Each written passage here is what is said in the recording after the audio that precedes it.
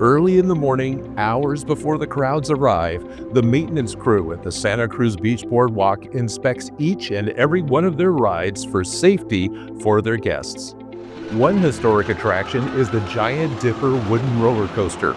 It's over 100 years old and still thrills boardwalk guests with a classic ride reaching 55 miles an hour.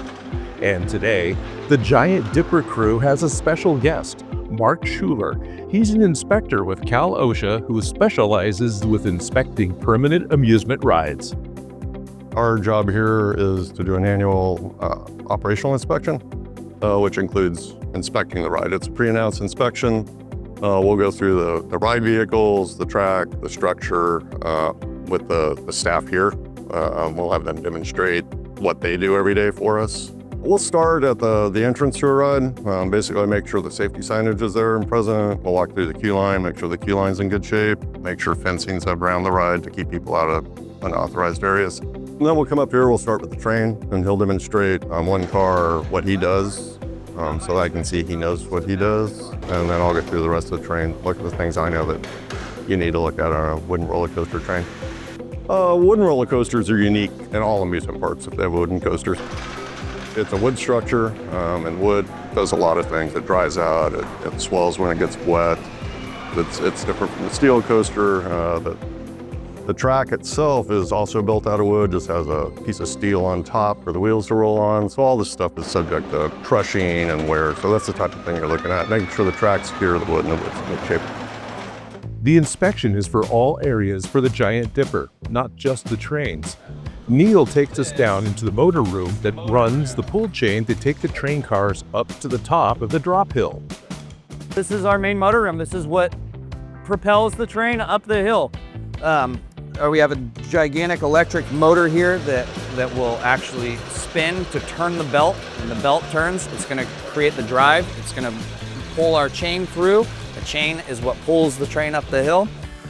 This is original down here. That's the original wheel.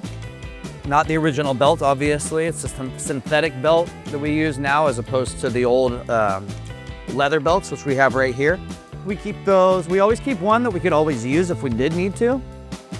We switched to a new style of tool belt because a lot of times we have to be harnessed up too, and these ones work a lot better with harnesses. These rest on your shoulders a lot more comfortably than the old style. You need a tool. You gotta make sure you have everything with you or else you're climbing back down. This is another thing we always check too. We're checking to make sure that the chain is traveling correctly, making sure that our bolts are tight, and the rollbacks on the way up, we're looking at those, making sure that there's no cracks in them. Periodically, we gotta come in and change one or two out. Neil and Mark also get to check the chain and gears at the top of the drop hill.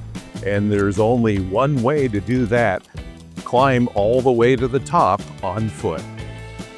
Now for the best view in the whole place, whole entire park. But I feel really blessed to be a part of this crew. It's such a great crew. Mark tells us a little more about the amusement ride and tramway unit. Our team is composed of people who have worked in the amusement industry. I've worked in theme parks, I've done private inspections, and now I work for the state doing inspections. But everybody has a lot of years of experience in theme rides. The real importance is just to make sure everybody's staying on top of their game and everybody's treated equally. So there's a set of regulations. They apply to everybody, from great big amusement parks down to the carousel you find in the mall. So it's all the same regulation, it's all the same rules, and it's just making sure that everybody's following those regulations, doing their inspections, making sure they're right.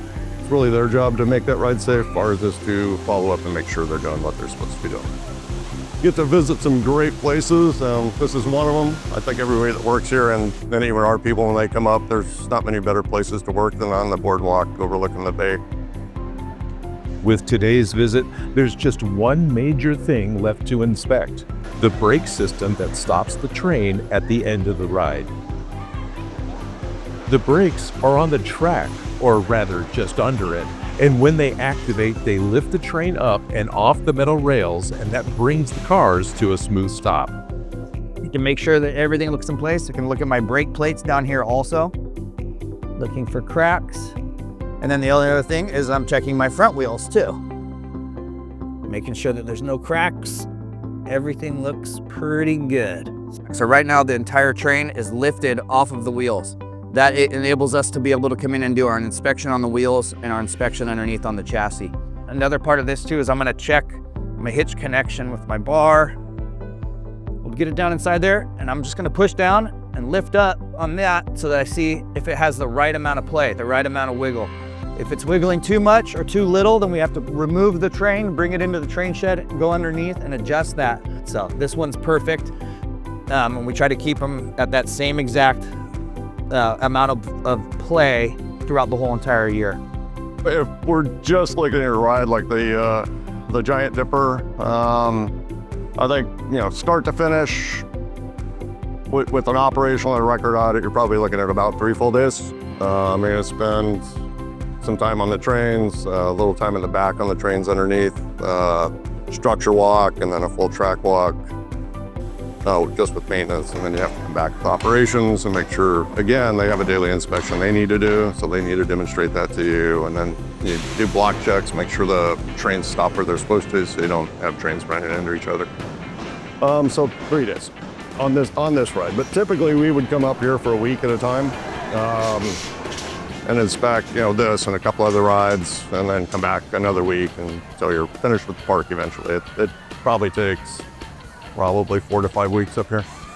And we're just here to really make sure the riding public is riding a good fun ride that's safe for them.